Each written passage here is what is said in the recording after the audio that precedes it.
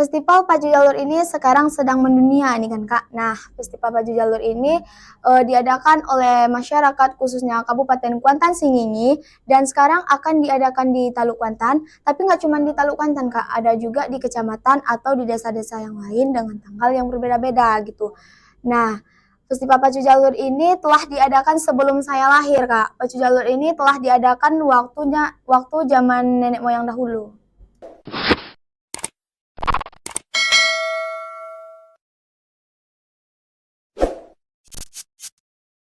Assalamualaikum warahmatullahi wabarakatuh. Halo Sobat Kampus, kembali lagi di ruang podcast Mahaputra dengan saya Alaisa Madiha sebagai host. Kali ini kita sudah kedatangan tamu, mahasiswi dari STIM Mahaputra Riau. Boleh perkenalkan diri dulu Kak? Boleh?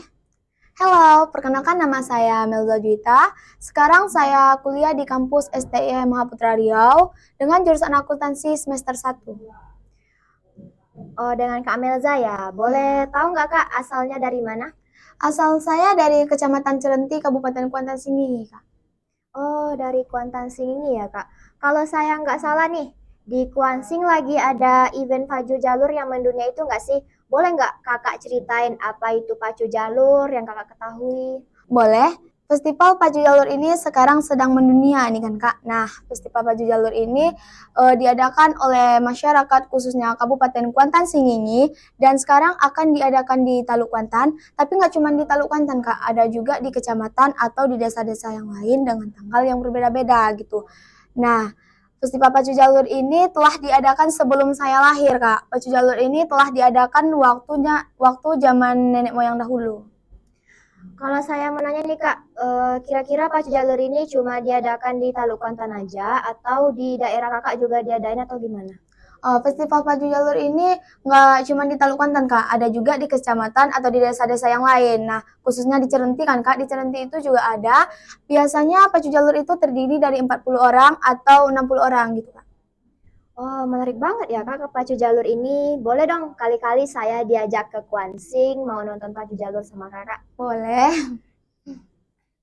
Oh ya Kak, dengar-dengar nih, katanya kemarin Kakak mau kuliah di bidang kesehatan nih.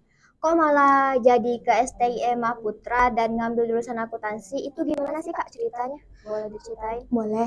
Nah, kan kemarin saya juga ingin sekolah di kesehatan kan Kak, dengan jurusan keperawatan gitu. Dan pada akhirnya alhamdulillah saya mendapatkan beasiswa di STI Putra Pekanbaru ini.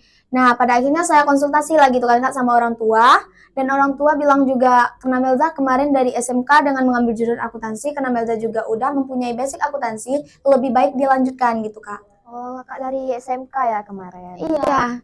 Kalau boleh tahu nih, selama Kakak sekolah di SMK kemarin, ada nggak sih Kakak menjalani PKL atau magang gitu? Dan ada nggak sih hubungannya sama jurusan akuntansi yang Kakak pelajari ini? Oh ada Kak, kemarin kan saya magang kan Kak, magangnya di Polsek Cilenti gitu. Nah, di Polsek Cilenti ini saya diletakkan di bidang Intel, di mana di bidang Intel ini saya membuat perwapku atau laporan gitu. Setiap laporan itu pasti menggunakan kertas, pena atau pensil atau menggaris gitu kan Kak. Nah, itu tuh pasti ada harganya gitu, harganya atau totalnya gitu. Itu ada termasuk tentang pelajaran akuntansi. Oh iya ya Kak. Terus selama Kakak menjalani jurusan akuntansi ini, ada nggak sih Kakak merasa kesulitan atau merasakan hambatan gitu selama menjalani jurusan akuntansi ini? Kesulitan pasti ada gitu kan Kak. Kesulitan itu waktu awal-awalnya masih oke, masih santai. Dan alhamdulillahnya di SMK kami juga ada guru ya Kak. Guru membimbing kami sampai kami emang benar-benar bisa gitu. Dan pada akhirnya saya bisa duduk di sini Kak dengan jurusan akuntansi, alhamdulillahnya. Terus Kakak merasa trauma nggak sih menjalani jurusan akuntansi ini? Trauma sih enggak Kak, cuman rasa kayak ketakutan itu pasti ada kan Kak. Tapi pada akhirnya saya ulang-ulang, saya jalani dan alhamdulillah saya bisa. Terus nih, menurut Kakak gimana sih prospek atau peluang kerja ke depannya mengenai jurusan akuntansi, terutama nih kan di bidang teknologi yang udah canggih, itu gimana sih menurut Kakak jurusan akuntansi ke depannya? Menurut saya kan Kak, apalagi dengan jurusan akuntansi itu tentang keuangan. Nah, tentang keuangan ini pasti ada dekat perkantoran atau bisnis gitu kan Kak. Nah, dimanapun kita berada pasti kita juga membutuhkan tentang keuangan. Nah, kita juga bisa bikin usaha sendiri atau usaha sendiri itu juga membutuhkan tentang laporan keuangan kan Kak. Laporan keuangan misalnya kita juga bisa kerja di rumah sakit gitu. Rumah sakit itu juga membutuhkan keuangan gitu. Kalau boleh tahu nih, sebenarnya cita-cita kakak apa sih pengennya setelah lulus dari jurusan akuntansi ini? Cita-cita dan tujuan ya Kak. Nah, cita-cita saya ingin kerja di bank kan Kak, atau bisa juga saya kerja sebagai guru dengan bidang akuntansi gitu. Nah, tujuan saya yaitu setiap anak pasti memiliki tujuan ingin membahagiakan orang tua dan itu juga cita-cita saya Kak. Ya, semoga apa yang kakak pengen tadi semoga terwujud ya kak ke depannya. Amin. Semoga diberi kelancaran terus. Amin. Oke kak, boleh nggak sih kasih kata-kata motivasi untuk adik-adik kita yang mau ngambil jurusan akuntansi tapi masih ragu nih atau masih takut tentang jurusan akuntansi? Apa sih motivasi untuk mereka? Boleh.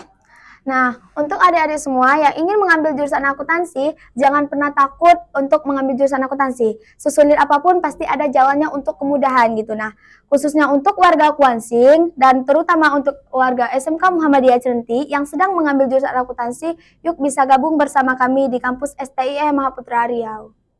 Oke teman-teman, udah nggak kerasa nih kita udah di penghujung waktu. Semoga apa yang telah disampaikan Kak Melza tadi menjadi motivasi dan pelajaran untuk kita semua.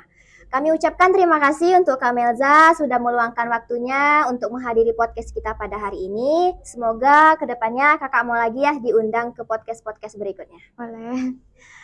Baik, saya Alaisa Madiha sebagai host pamit undur diri. Jika ada kesalahan mohon dimaafkan. Saya akhiri dengan wassalamualaikum warahmatullahi wabarakatuh.